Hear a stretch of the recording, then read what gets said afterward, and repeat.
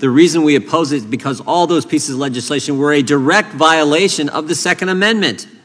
The right to keep and bear arms shall not be infringed. Plain and simple. It doesn't say the right to keep and bear muskets shall not be infringed. It doesn't say shall not be infringed unless Democrats say this weapon looks so scary we have to get rid of it. It doesn't say that at all. It says shall not be infringed. Today we're diving into a heated exchange between Representatives Jim Jordan and Jerry Nadler on an issue that gets people talking every time, the Second Amendment. Now, we all know how polarizing gun rights can be, and this latest clash really highlights the tension between Democrats and Republicans over firearms legislation. So, buckle up because we're going to break down the key points, and trust me, you'll want to stick around till the end. Alright, so Jim Jordan wasted no time getting to the heart of the matter. In his opening statement, he called out Jerry Nadler and the Democrats for pushing legislation that he believes is a direct violation of the Second Amendment.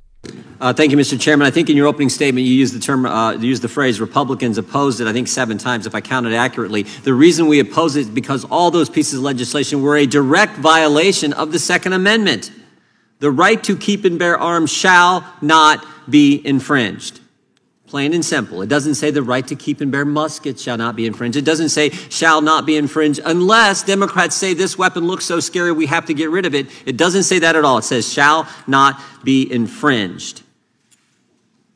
We said this in the last markup on legislation where the Democrats were trying to infringe on Americans, law-abiding Americans' Second Amendment liberties. We said the Democrats' beef is with the Second Amendment. If you want to change you want to get rid of the Second Amendment, go try a constitutional amendment. See how far you get with that. But instead, no, you come with these pieces of legislation. If this legislation becomes law, millions of firearms that Americans legally own today will be illegal. Under this bill, if you give one of those legally owned firearms to a family member or a friend or a neighbor, you could end up in federal prison for 5 years if you don't go through an FFL for a background check prior to letting your grandson use your firearm. Think about that. Millions of guns that fit the description of those outlined in this bill are in the homes of law-abiding Americans as we speak right now. This bill would send these lawful firearm owners to prison if they try to give a neighbor or sell them to a friend. Not only would this legislation strip Americans of their rights, but it would do nothing to make our communities safer. We know that because Democrats tried it before. They tried it with the, quote, assault weapons ban in 1994. And guess what? That ban was found to be ineffective in reducing violent crime. So, there you have it. A passionate defense from Jim Jordan on why he believes this legislation is a threat to the Second Amendment and to law-abiding citizens across the country. The debate between gun rights and gun control is not going away anytime soon, but Jordan's message is clear. This law is dangerous, unconstitutional, and won't make us safer.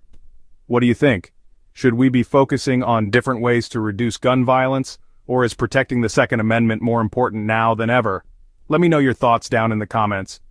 And, as always, don't forget to like, share, and hit that subscribe button if you want to see more in-depth breakdowns like this one. Thanks for watching, and I'll see you in the next video.